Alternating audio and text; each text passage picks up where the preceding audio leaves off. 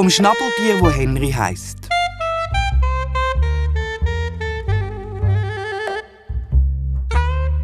Ein besonderer Tag.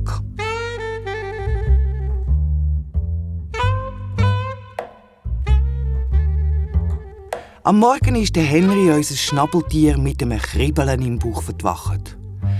Denkt er und sperrt seinen grossen Entenschnabel weit auf und geinet ausgiebig. Mich kribbelt im Bauch. Und wenn's mich im Bauch kribbelt, überlegt der Henry, wenn's mich im Bauch kribbelt, dann ist das immer ein besonderer Tag. Und heute kribbelt's mich im Bauch, also muss heute ein besonderer Tag sein. Aber was für ein besonderer Tag? Der Henry kriecht aus seiner Höhle an den Fluss runter, um ein bisschen umzuschauen. Also, soweit ich das als Schnabeltier beurteilen kann, denkt er, ist heute ganz ein normaler Tag.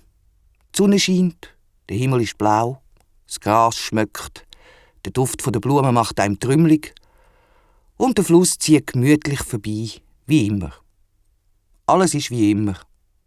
Und gleich, mich kribbelt's im Bauch. Es gibt so viele Sachen auf dieser Welt, die ich nicht verstehe, seufzt der Henry laut und geht zurück in seine Höhle. Vielleicht gibt es ein Erdbeben oder eine Überschwemmung. Manchmal gar einen Blast. Vor Gewitter hat der Henry nämlich grusig Respekt. Jedes Mal, wenn es draussen kautet und donnert und blitzt, verkrücht sich der Henry in seiner Höhle und schlottert vor Angst. Und getraut sich nachher nach manchen Tagen gar nicht voraus. Alles nur kein Gewitter, jammert er. Aber dann beruhigt er sich langsam wieder. Heute ist ein besonderer Tag, sagt der Alpot vor sich hin. Und an besonderen Tagen muss man mit besonderen Sachen rechnen. Besondere Sachen können auch besonders schön sein, denkt er, geinet wieder und streckt sich. Jetzt tue ich das erste Mal so richtig schön zum Morgen essen, denkt der Henry. Und wer weiß? Vielleicht geht ja dann auch das Kribbeln auf einmal weg. Der Henry watschelt um die vielen Ränke von seinem langen Gang, wo seine Höhle direkt mit dem Wasser verbindet. Die Höhle und der Gang hat der Henry sich selber gebaut und alles mit getrockneten Wasserpflanzen ausgelegt. Jetzt läuft man wie auf einem dicken Teppich. Im Fluss findet der Henry alles, was er zum Morgen braucht. Er schwimmt und taucht zwischen den Wasserpflanzen durch, und schon gleich verplatzt er fast vor lauter Krebsen und Schnecken und anderem Zeug, das er gefressen hat. Aber das Kribbeln im Bauch will nicht aufhören, im Gegenteil. Es wird immer stärker. Wenn ich nur wüsste, was heute für ein besonderer Tag ist, seufzt der Henry. Er schwimmt zu seinem Freund über einen Ben auf die andere Seite vom Fluss. Aber der Ben ist nicht daheim. Schade, denkt der Henry. Schade, dass der Ben nicht da ist. Aber vielleicht ist der Wombat daheim. Wisst ihr noch? Das Gürteltier, das es nur in Australien gibt. Er schwimmt wieder zurück ans andere Ufer und watschelt durchs hohe Gras zu den Eukalyptusbäumen. «Wombat!» ruft er laut. «Hey, Wombat, wo bist du? So gib doch Antwort. Ich muss dich etwas fragen.» Der Wombat meldet sich nicht. «Auch nicht da», sagt der Henry ganz enttäuscht. Dann rennt er zur Höhle vom Küngel und klopft. «Hey, Küngel!» ruft er. «Küngel, los! Ich habe so ein komisches Kribbeln im Bauch. Ich bin todsicher, dass heute noch etwas Besonderes passiert. So mach doch auf! Hey, Küngel, hast du gehört?» Keine Antwort vom Küngel. Zum sicher sein, dass der Küngel auch wirklich nicht daheim ist, tut der Henry ganz säuferlich die Türen auf. Er ist nicht daheim. So etwas. Der Küngel ist auch nicht da, sagt der Henry ganz traurig. Wo sind auch alle? Aber der Igel? Der Igel ist ganz sicher daheim. Aber der Igel ist auch nicht daheim und auch sonst nie zu sehen. Ja, jetzt bleibt mir nur noch das kleine Känguru. Wenn das auch nicht rum ist, dann weiss ich dann auch nicht mehr, seufzt der Henry. Aber das Mal hat er Glück. Das kleine Känguru ist gerade dran, sich schön zu machen. «Weisst du, wo alle meine Freunde stecken?» fragt der Henry das kleine Känguru. «Ich habe nämlich so ein komisches Kribbeln im Bauch. Heute muss ein besonderer Tag sein. Weisst du, was heute für ein Tag ist?» Das kleine Känguru schaut den Henry lang an, seufzt tief und sagt darauf aber: «Henry», sagt's. «Henry, wie kann ein Schnabeltier auch nur so vergesslich sein? Wir sind doch heute alle bei der Schwester vom Ben eingeladen. Weil doch im Ben seine Schwester Kleine bekommen hat, hast du denn das schon vergessen?» «Ah, drum machst du dich so schön», sagt Henry. «Und drum kribbelt es mich so im Bauch.»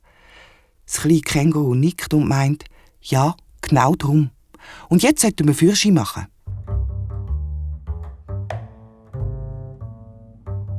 Zusammen machen sie sich auf den Weg zu der Schwester von Ben, wo ihre Höhle ein bisschen weiter unten am Fluss hat. Der Henry watschelt auf seine 4 Beine und das kleine Känguru hüpft auf seine beiden grossen Hinterbeine. «Halt!» ruft es auf einmal und bleibt stehen. «Wir haben ja gar kein Geschenk. Hey, das habe ich jetzt total vergessen.» Im Henry ist es mehr als recht, dass das kleine Känguru auch einmal etwas vergessen hat und sagt: «Wir könnten ja einen Blumenstrauß pflücken. Frauen haben immer gerne Blumen.» Also pflücken sie noch schnell in der Wiese neben dem Fluss einen Strauß mit farbigen Blumen und pressieren dann weiter. «Hast du schon gemeint, die kämen überhaupt nicht mehr?» begrüßt die Schwester von Ben die beiden, die endlich doch noch auftaucht sind. Henry, seine Freunde, sind alle schon längst versammelt und bewundern den Nachwuchs. Die beiden kleinen Schnabeltiere heissen Fritz und Frida und sind gerade mal 7 Tage alt. Sie haben kleine, lebige Äugli, die schon richtig leuchten, und ein braunrotes Fähli. Sie spielen miteinander wie junge Hunde, gehen mit den Vorderpfötchen ständig aufeinander los und trollen die ganze Zeit um. Manchmal knurren sie oder geissen sie vor Vergnügen. «Sind die nicht herzig?» fragten sein Freund Ben, und der Henry nickt. «Aber die haben ja gar keinen Schnabel», sagt der Henry. «Wieso haben die keinen Schnabel? Alle Schnabeltiere haben doch Schnabel.» Und wirklich, diesen beiden kleinen Schnabeltierli fehlt der Schnabel. «Weil der Schnabel denkt, zuerst noch muss wachsen, du Joli», sagt dem Ben seine Schwester, meint's aber nicht böse. «Du bist doch selber auch mal klein gewesen, weisst denn du das nicht mehr?» Der Henry schüttelt den Kopf. «Nein», sagt er, «an das mag ich mich jetzt wirklich nicht mehr besinnen.» «Warum wächst denn der Schnabel bei euch Schnabeltieren erst später?» mischt sich der Igel ein. Der Igel will immer alles ganz genau wissen.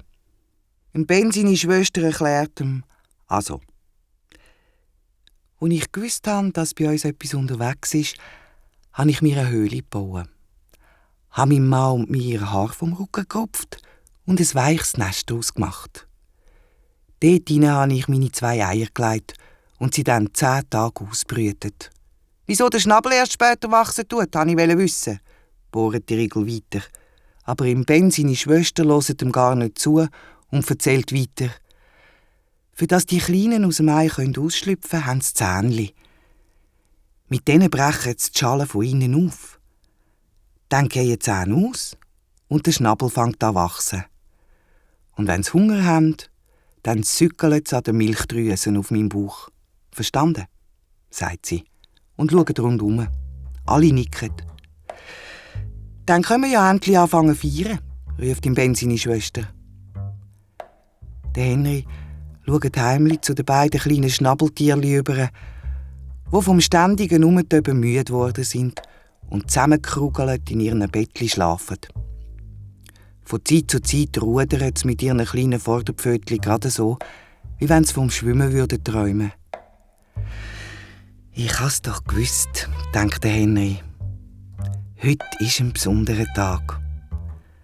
Und die beiden kleinen Schnabeltierchen sind ganz besonders schön.» Glücklich und zufrieden feiert er zusammen mit seinen Freunden bis am anderen Morgen.